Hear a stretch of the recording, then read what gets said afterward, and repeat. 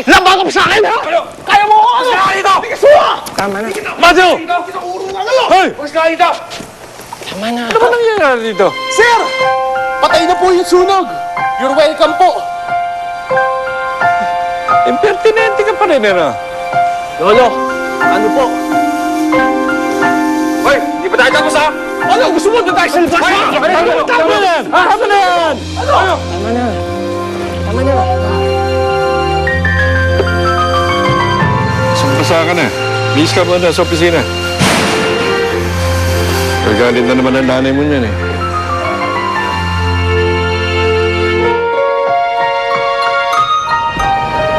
Na-aksidente ang sasakyan ko nun. Nahulog sa isang tulay. Nung magising ako, naroon ako sa isang malayong lugar. Hindi ko alam kung paano ako napunta roon. Ay isang babae nakakita sa akin. Si Matilda. Inalagaan niya ako. Hanggang sa gumaling ako. Pero hindi ko na alam kung paano makakabalik dito dahil hindi naman sila umaalis sa mundo nila. At dahil sa kalungkutan, nagkaroon kami ng relasyon ni Matilda. Sa totoo palang mga hinala ko all these years. Pero bumalik ako dito, Veron. Dahil hindi yun ang mundo ko. Nagkaanak ka ba sa kanya? I've never been unfaithful to you. Maliban doon sa relasyon namin ni Matilda. Minsan naiisip ko siya at ang anak namin. Dahil hindi ko na alam kung ano nangyayari sa kanila. Paano kung bumalik sila sa buhay mo ngayon? Imposible yan, Veron. Imposible. Hindi nila alam kung saan ako naroon. Fernando, if there's one thing I've learned through the years, it's that nothing is impossible. One thing I promise you, Veron. Ibubuhos ko ang buhay ko sa inyo. Just to keep this family together. And I promise you, susubukan ko silang kalimutan. Dahil kayo ng buhay ko.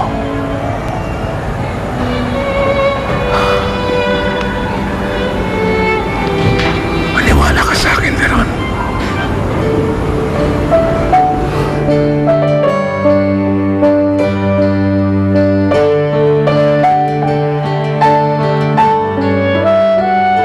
Chichi, kapag gumaling na si Lola Tisay, babalik na tayo kay Sir Andy, ah. Masaya naman na tayo dito, Ate Griselda. Dito na lang tayo. Pero kailangan ko makabalik sa silid na may mahiwagang bola. Kung saan ko nakita sila, inay. Kailangan ko malaman kung ano talagang nangyayari sa kanila. Dahil hindi rin ako matatahimik. Pero Ate Griselda, nasan yung perang gagamitin natin para magpamasahe?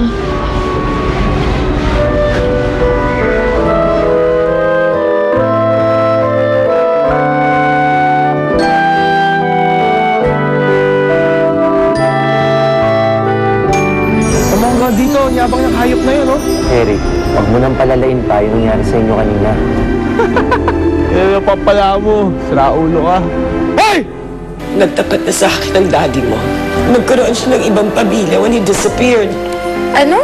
Kung ano man ang alam mo, umamin ka na. Tungkol po saan, sir? Kay Griselda. Hindi na wala yata akong nakikita ng kasundahan ko. Wala ka bang sinusulo? Hinihintay ko yung babae sa panaginip ko. The guy still hates us. Is this true?